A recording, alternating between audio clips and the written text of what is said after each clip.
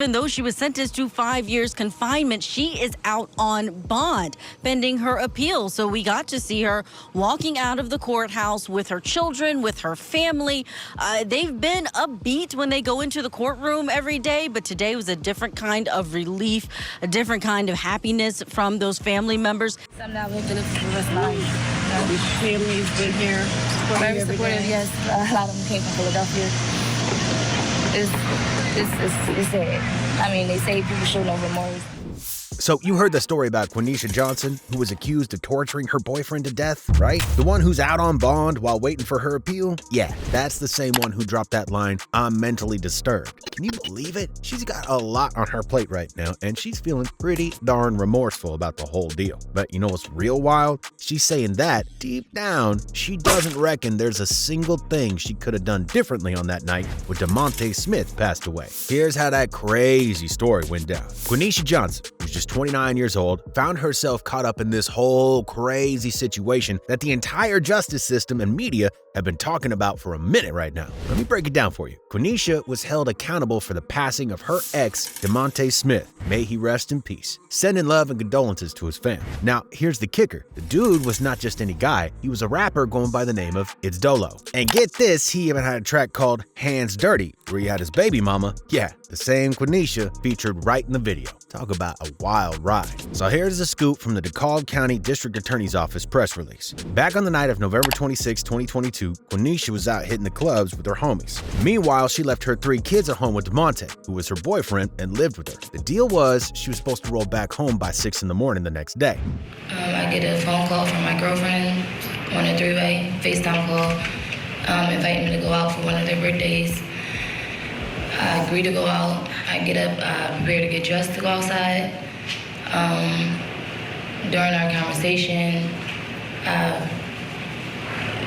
we was getting dressed, whatever. During our conversation, I let Demonte know where I was going.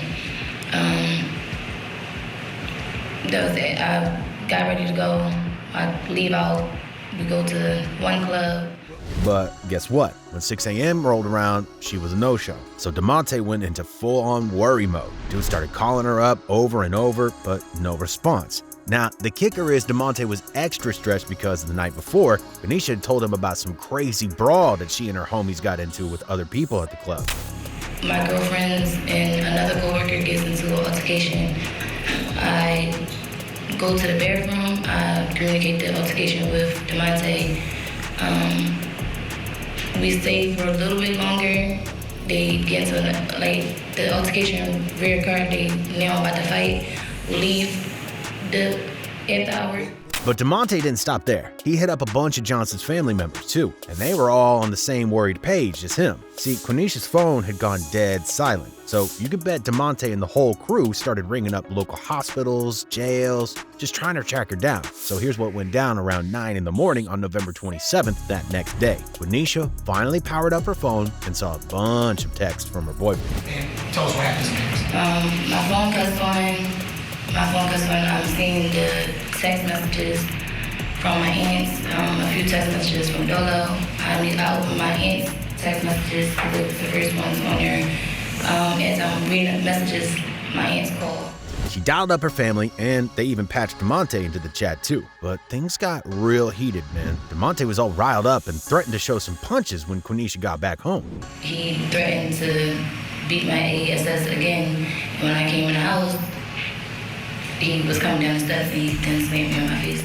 So, Quaneesha took action. She phoned 911, asked for a police escort to her place on Edenberry Lane in Lithonia. That's like 20 miles east of Atlanta. Fast forward a couple hours, Johnson's back home, but things go from 0 to 100 real quick. A DeKalb County police officer told her to stash her gun in her car as she came back. She told the officer there weren't any other weapons in the crib. Then, here's where it starts to get wild. Demonte comes out, and right in front of the cops, they're going at it, shouting, arguing. You name it, man. The officers are trying to keep peace, but Quaneesha is not having any of it. She's being all sassy, not letting him get in the word in. just making things more intense. So the officers are like, yo, chill out, you two, get back inside. And they head in, supposedly to cool off. But it's not over then. Johnson comes right back outside, grabs a metal tire iron and her gun from the car, and marches right back into that house. According to what the prosecutors are spilling, things got seriously messed up from there. Quaneesha actually whacked Demonte in the head with that tire iron and then pulled the trigger on him, too. The sound of that gunshot is on the 911 call. And apparently,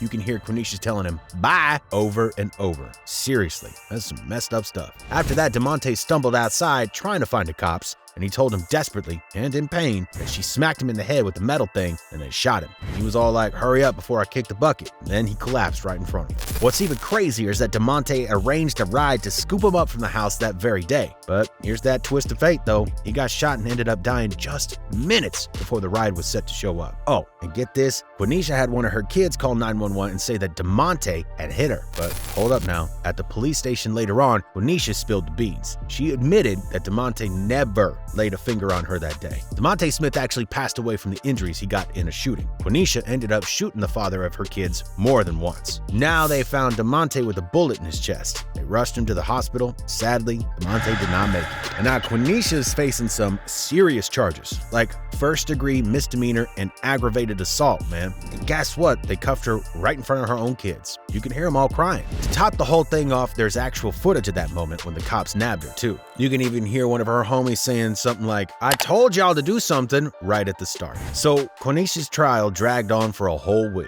But guess what? Just this past Monday on August 28th, 2023, they dropped the hammer on her and slapped her with a 20-year sentence. But hold up now, it's not just that. She's got to do 5 years of hard time locked up. But that is far from the ending of this story. Quaneesha up there on the stand, spilling all the tea. She's breaking it down for the jury, going step by step, telling them exactly what went down that night. And during the trial, Johnson went on record saying that Smith had threatened to hit her before and that he had actually followed through on those threats a couple of weeks before this whole shooting mess went down. But not only did Johnson get a kind of chill sentence for all this, but Judge Morris also said she could stick to house arrest while her lawyer does this whole appeal thing. The state was all like, nah, she should be locked up ASAP. But the judge was like, nah, let's just take it easy.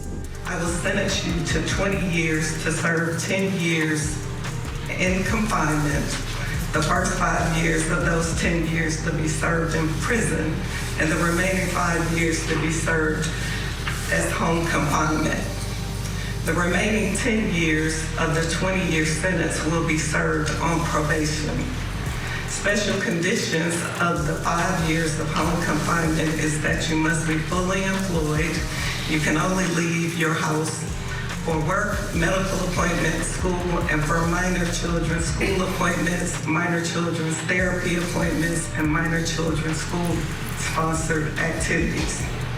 The hours of your work, school, and medical are only to be between the hours of 6 a.m. and 6 p.m., and there is to be no one at your home at any time during the duration of your sentence who has a felony conviction. As to count 3, the aggravated assault, it will merge into count 2, voluntary manslaughter by operation of law. As to count 4, aggravated assault, I will sentence you to 10 years to serve, to run concurrent with count 2. As to count 5, the possession of a firearm during the commission of a felony, I will sentence you to 5 years to serve consecutive suspended. As to count 6, cruelty to children in the 3rd degree, with the victim being Nyla Clark, I will sentence you to 12 months of probation to run concurrent with count 2. Special conditions of probation is that the minor child is to see a licensed therapist, counselor, or psychologist twice a month for 12 months, and that you are to attend and successfully complete parenting classes for 12 months. As to count 7, cruelty to children in the 3rd degree with Nuri Clark, I will sentence you to 12 months on probation. Conditions of probation, special conditions of probation are that that minor child also is to see a licensed therapist, counselor, or psychologist twice a month for 12 months, and that you are to complete parenting classes. I will sentence you under the First Offender Act, and I need to advise you, Ms. Johnson. So get this, Judge Morse, who was the one who dropped the hammer after the jury said Johnson was guilty on a bunch of the charges. We're talking about like 1 count of voluntary manslaughter, 2 counts of seriously messing up her family with aggravated assault, 2 counts of being seriously cruel to her own kids, and 1 count of having a gun while doing a felony. But wait, she lucked out on 1 charge. They said she wasn't all malicious about it. Now, here's where it gets a little bit wild. Everyone thought that she'd get slammed hard for this, but surprise, surprise, the judge went easy on her. See, now the prosecutors wanted to get her locked away for like 25 years or more on probation, but she didn't get hit with that heavy combo. The judge thought that on that day of the incident, Quaneesha took all necessary steps to ensure her safety after her ex had threatened to inflict bodily harm upon her. The police at the scene let her and Smith go back into the house unescorted without allowing them to cool off first, which of course resulted in the loss of Demonte Smith and resulted in the conviction of voluntary manslaughter. Ms. Johnson, you called the alarm company, you called local law enforcement, not once, not twice, but 3 times. And when law enforcement arrived, they allowed you, the 2 people in this situation, to go into the home unescorted without any cooling off period, which resulted in the loss of Mr. Demonte Smith and resulted in your conviction for voluntary manslaughter. Some folks online believe she got out pretty easy on this one. One comment wrote, "This actually is a light sentence. She got out pretty easy. The biggest issue with this case is the police allowed both in there without supervision. That really is what led to everything. She called for help and they did not help. Sorry, I would have taken that threat seriously. Not saying he deserved to die, but it was either me or you. Her mistake was allowing him to stay with her. Tragic loss, but a good decision." But people are mostly sad to see how this whole thing rolled out. It was nothing short of a tragedy. It's such a tragic loss on both sides of the family. Just so sad. So when Quaneesha was asked about what she would change about that night, she went on to say, "What would you change about that night if you could go back?" What I would change? Probably would. I mean, I didn't know where to go, but you know, if I could have got my kids and left, which I was aiming to do. I don't really think there was anything else that I could have changed. You know, that was my home, my kids was in there. All I wanted to do was retrieve my kids.